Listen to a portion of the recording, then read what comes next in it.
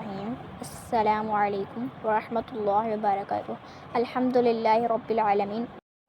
تمام تعریفیں اللہ کے لیے ہیں، ہم اس کی حمد بیان کرتے ہیں، اس سے مدد مانگتے ہیں اور اسی سے بخشش طلب کرتے ہیں۔ ناظرین، آج ہم کربلا کے وہ مقام جہاں صبر، وفا اور قربانی نے تاریخ کا سب سے عظیم باب رقم کیا، اس کے بارے میں بات کریں گے۔ یہ وہ دن تھے جب امام حسین اور اہل بیت ایک ایسے امتحان سے گزر رہے تھے جس کی مثال پوری انسانیت کی تاریخ میں نہیں ملتی۔ ایک زار کربلا میں سورج اپنی پوری شدت کے ساتھ چمک رہا تھا، لیکن اصل تپش دھوپ کی نہیں تھی بلکہ ظلم کے محاصرے کی تھی۔ دشمن نے ہر طرف سے گھیراؤ کر لیا تھا، راستے بند، پانی بند اور امیدیں آزمائش میں تھیں۔ شدت کربلا کا محاصرہ اب مکمل ہو چکا تھا۔ نہ آنے کا راستہ تھا، نہ جانے کا۔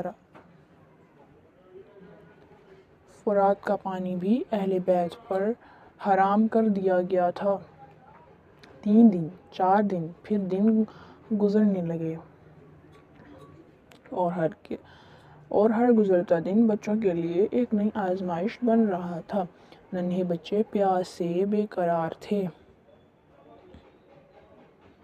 ہونٹ خشک، زبانیں پیاس سے چپک رہی تھیں، مگر دلوں میں ایمان کی روشنی قائم تھی۔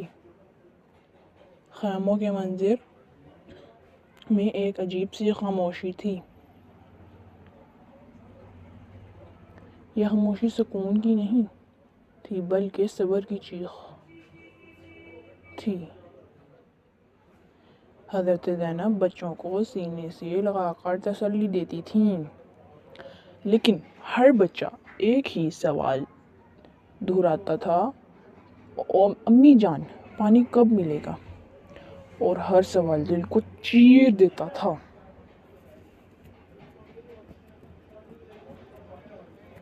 حضرت عباس ہر لمحہ بے چین تھے۔ وہ اپنے بھائی امام حسین کے سامنے آتے اور اجازت چاہتے، بھائی جان مجھے اجازت دیں کہ میں پانی لے آؤں۔ لیکن امام حسین جانتے تھے کہ یہ وقت صبر کا ہے، یہ وقت اللہ کے فیصلے کے انتظار کا ہے، اور وہ فرماتے، عباس ابھی اللہ کی رضا کا انتظار ہے۔ کربلا کا سخت ترین لمحہ وہ تھا جب ہر دل آزمائش میں تھا، ہر آنکھ اشک بار تھی، لیکن امام حسین اور اہل بیت نے صبر کا وہ پہاڑ قائم کیا جو رہتی دنیا تک ایمان والوں کے لیے مثال بن گئی۔ شعر دل کو چھو دینے والا۔ کربلا کی خاک بھی آج صبر سکھاتی ہے،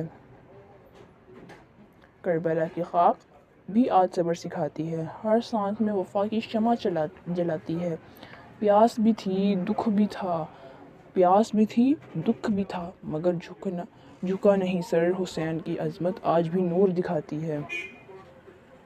کربلا کا محاصرہ پڑھتے ہیں، ہمیں یہ سکھاتا ہے کہ حق کے راستے میں آزمائشیں ضرور آتی ہیں، مگر صبر، ایمان اور استقامت ہی اصل کامیابی ہے۔ یا اللہ ہمیں حق پر ثابت قدم رہنے کی توفیق عطا فرما، ہمیں صبر، وفا اور استقامت عطا فرما،